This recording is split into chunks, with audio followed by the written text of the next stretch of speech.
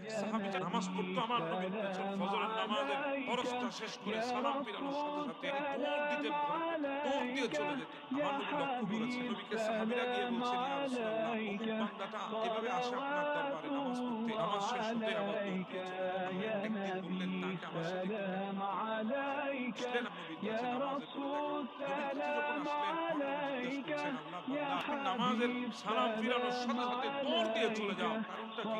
ইয়া রাসূলুল্লাহ, আপনার কাছ থেকে লুকাবো না, আজকে বলে দিই। আপনার মজলিসে বসতে কার না মন চায়? আপনার চেহারায় আনোয়ার দেখতে কার না মন চায়? আমারও তো মন চায়, কিন্তু ইয়া রাসূলুল্লাহ, আমার কাছে একটা মাত্র কাপড় আছে, একটা মাত্র কাপড়। আমি ওই কাপড় পরে যখন মসজিদে নববীর মধ্যে আসি, তখন আমি আমার ওয়াইফকে উলঙ্গ অবস্থায় একটা গর্তের মধ্যে ঢুকিয়ে রাখি। ফজরের আযান হয়েছে, আমি এসে গেছি, সালাম ফিরিয়ে দৌড় দিই, কারণ কি? ওয়াক্ত তো বড় সংক্ষিপ্ত।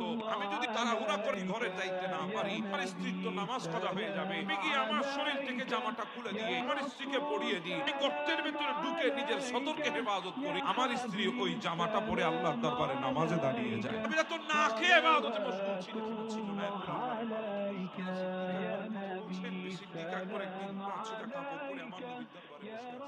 মক্কার জমিনে সবচেয়ে বড় সেই যিনি ছিলেন,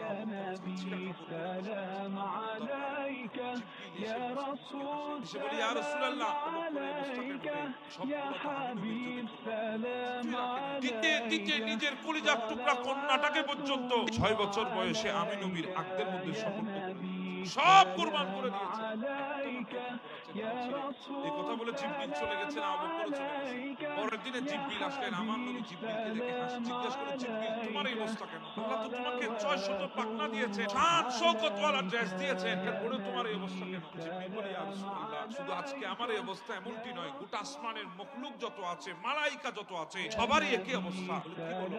বলে, হ্যাঁ। কেন? বলে, আপনার প্রেমিক আবু বকর একটা কাপড় ছিল, আজকে সকালে সেটাকে ধুই দিয়েছে, পরিষ্কার করতে দিয়েছে, স্ত্রী পরিষ্কার করে শুকাতে দিয়েছে, এখন শুকায় নাই। হঠাৎ আপনাকে দেখার তামান্না তার দিলের মধ্যে জেগে উঠেছে, কম্বলের নিচে বসেছিল, তাকে দেখার তামান্না যখন জেগে উঠেছে, আর বসবে না, আর ঘরের মধ্যে থাকবে না, আপনাকে দেখে তৃষ্ণা নিবারণ করবে।